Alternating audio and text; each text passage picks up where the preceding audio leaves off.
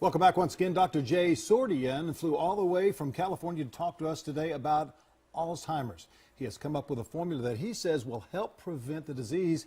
He also has a book that you can pre-order. Welcome, doctor. And you know, you're talking about a lot of different things in your book. We've got a very short segment to talk with you about, but you also have some great information of some basic steps that can help folks from getting Alzheimer's, correct? As you know, Ronald Reagan, Margaret Thatcher, and Nelson Mandela all are famous people who've had Alzheimer's. And it affects 1 in 8 Americans. And I know that you have that personal experience you mentioned before, too. And so there are 3 things that I've found that are very important for people to try to avoid in order to reduce the chances of getting dementia. So 3 things to try to avoid from getting dementia. What are those? That's exactly right. Well, the first one is what I call the John Belushi. Because John was a rather large person. He was a comedian, but actually Alzheimer's is not a funny thing at all, as you know. So this is 5 pounds of fat. And I lifted it up a little while ago, and it feels like 50 pounds of fat, but that's 5 pounds of fat. This is only 5 pounds of fat. And the more fat people have, the more dementia is likely to occur.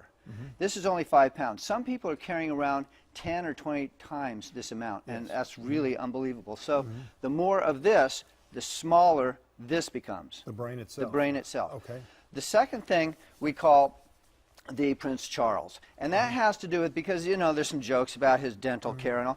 So the teeth themselves, if they become inflamed or infection, it can gradually go up into the sinuses and affect the brain too, and cause dementia and the breakdown in the brain. And actually, if a dental infection is infected enough, it can actually cause death. Absolutely, absolutely. It's very dangerous for that. So taking care of the teeth is very important, not only for dental care, but also for the brain.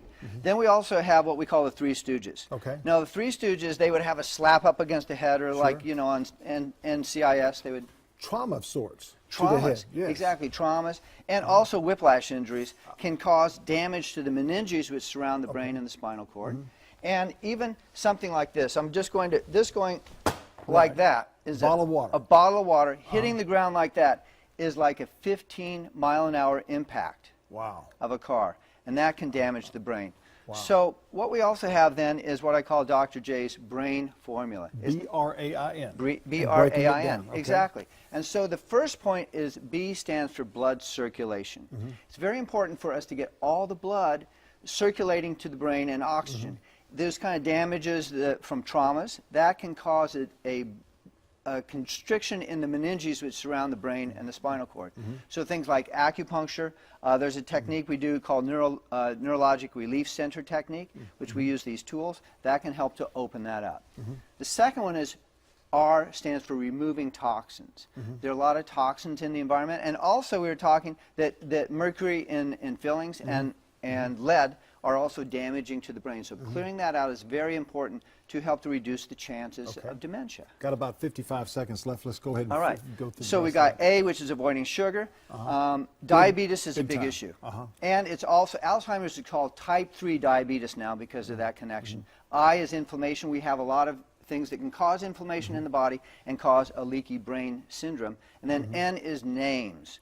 Practicing remembering people's names creates associations in all parts of the brain, and so that keeps the brain more healthy.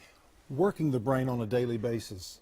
The Kazuku, what is it? The different crossword puzzles that you can use. Sudoku. Yes, exactly. I know my mother does that a lot. We were talking about with the dementia. My father has dementia, and one of the things that my mother wishes that he would have done was to work longer and longer, even though he retired like at 65 years old. Absolutely. So how can folks get a hold of your book and get a hold of you as well? Well, if they go to superbrain-thebook.com, they can get all the information, and we also have special online survey that they can do, as well as a special report that goes over in more detail what we discussed today. Very good. Doctor, thank you so much for being here. Thank you so much. Appreciate it.